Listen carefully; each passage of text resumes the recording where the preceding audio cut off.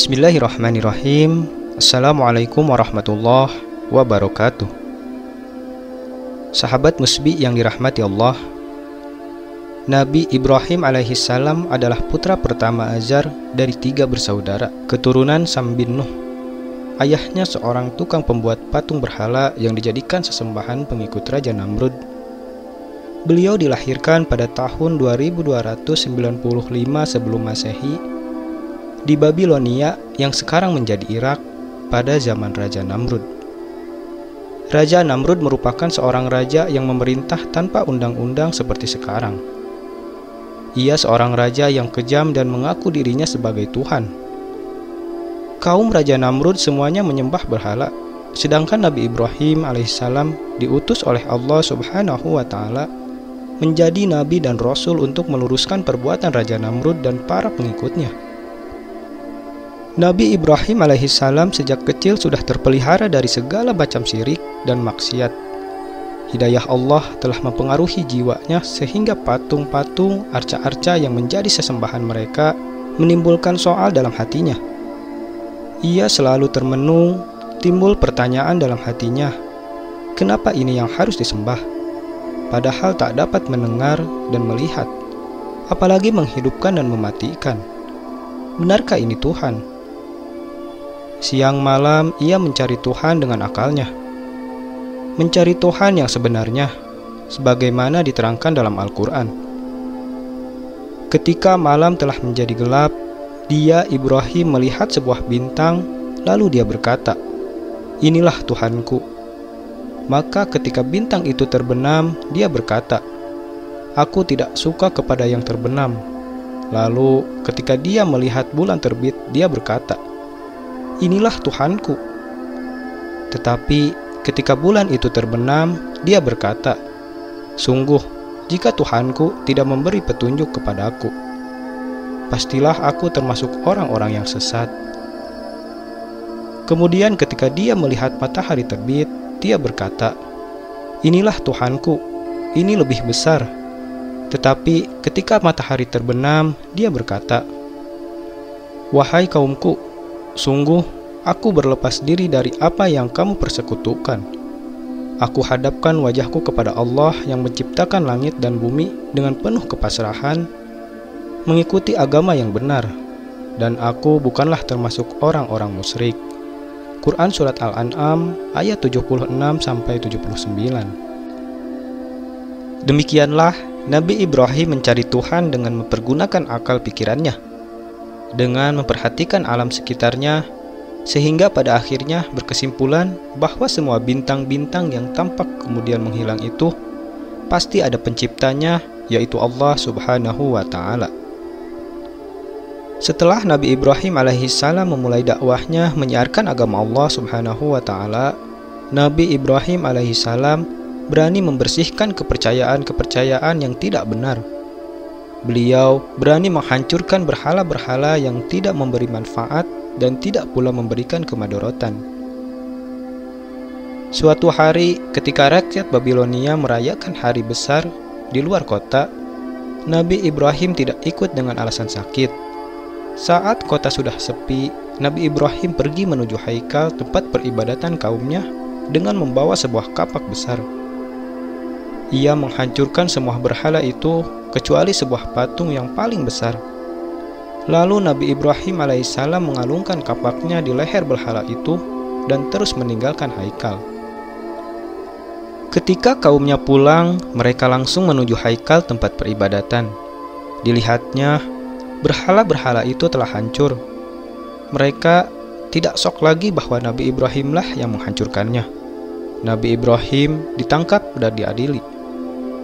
Raja Namrud marah kepada Nabi Ibrahim, kemudian bertanya, "Wahai Ibrahim, engkaukah yang telah menghancurkan berhala-berhala ini?" Nabi Ibrahim menjawab, "Bukan, yang menghancurkan berhala-berhala itu adalah berhala yang paling besar. Buktinya, kampaknya masih di lehernya." Raja Namrud tambah marah, seraya berkata, "Mana bisa patung semacam ini berbuat?" Kata Nabi Ibrahim selanjutnya, "Kalau tidak dapat berbuat, mengapa engkau sembah?" amat murkalah Raja Namrud kemudian. Maka disuruhlah mereka membakar Nabi Ibrahim alaihissalam hidup-hidup. Pelaksanaan hukuman kemudian disiapkan dan Nabi Ibrahim dibawa ke tanah lapang. Rakyat Babilonia datang berbondong-bondong untuk menyaksikan eksekusi pembakaran Nabi Ibrahim alaihissalam. Dengan dibelenggu, Nabi Ibrahim dimasukkan ke dalam api pembakaran yang telah berkobar-kobar. Namun, atas perlindungan Allah Subhanahu wa Ta'ala, selama Nabi Ibrahim dibakar, beliau merasa sejuk, tidak merasakan panasnya berapi itu. Allah berfirman kepada api sebagaimana tersebut dalam Al-Quran. Allah berfirman, "Wahai api, jadilah kamu dingin dan penyelamat bagi Ibrahim." Quran Surat Al-Anbiya ayat 69.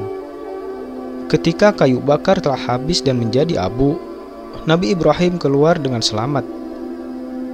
Tidak lama kemudian Nabi Ibrahim pindah ke negeri Kan'an yang sekarang adalah Palestina, dan di sanalah beliau menyampaikan ajaran agamanya kepada seluruh manusia. Ayah Nabi Ibrahim termasuk orang yang menyembah berhala, bahkan ia adalah orang yang membuat dan menjual berhala. Nabi Ibrahim benar-benar telah dibuat sulit oleh perbuatan ayahnya, orang yang paling dekat dengan hatinya. Nabi Ibrahim berpendapat bahwa di antara kewajiban yang harus dilakukan adalah menyerunya dengan memberikan nasihat secara khusus dan menakuti-nakuti dengan akibat kekufurannya. Maka Nabi Ibrahim berbicara kepada bapaknya dengan penuh sopan santun dan kelembutan, sembari menjelaskan secara logis tentang kebatilan ibadatnya kepada berhala-berhala. Nabi Ibrahim selalu menyeru dan mengajak ayahnya agar beriman kepada Allah dan segera bertobat, sebagaimana tersebut dalam Al-Quran. Dan ceritakanlah Muhammad kisah Ibrahim di dalam kitab Al-Quran. Sesungguhnya dia seorang yang sangat mencintai kebenaran dan seorang nabi. Ingatlah ketika dia Ibrahim berkata pada ayahnya, "Wahai ayahku, mengapa engkau menyembah sesuatu yang tidak mendengar, tidak melihat, dan tidak dapat menolongmu sedikitpun? Wahai ayahku, sungguh telah sampai kepadaku sebagian ilmu yang tidak diberikan kepadamu. Maka ikutilah aku. Niscaya aku akan menunjukkan kepadamu jalan yang lurus. Wahai ayahku, janganlah engkau menyembah setan. Sungguh setan itu durhaka kepada Tuhan yang Maha Pengasih. Wahai ayahku, aku sungguh khawatir engkau akan ditimpa azab dari Tuhan yang Maha Pengasih, sehingga engkau menjadi teman bagi setan." Quran Surat Maryam ayat 41-45. Kemudian ayahnya membantah seraya berkata, "Sungguh aneh, apakah kamu berpaling dan lari meninggalkan ibadat kepada berhala-berhala, hai Ibrahim? Kalau kamu tidak menghentikan laranganmu untuk beribadat kepada berhala-berhala itu, niscaya aku akan merajamu dengan batu-batu. Maka nyahlah dan menjauhlah dari hadapanku untuk selama-lamanya demi kehidupanmu, jika kamu ingin selamat." Sebagaimana tersebut dalam Al-Quran. Dia ayahnya berkata, "Bencikah engkau kepada Tuhan-Tuhanku, wahai Ibrahim? Jika engkau tidak berhenti, pasti engkau akan kuranjam. Maka tinggalkanlah aku untuk waktu yang lama." Quran Surat Maryam ayat 46. Sejak itulah beliau pindah ke Kan'an, Palestina, dan di sanalah beliau berumah tangga sampai mendapat keturunan. Penantian Nabi Ibrahim alaihissalam untuk mendapatkan keturunan tidaklah mudah.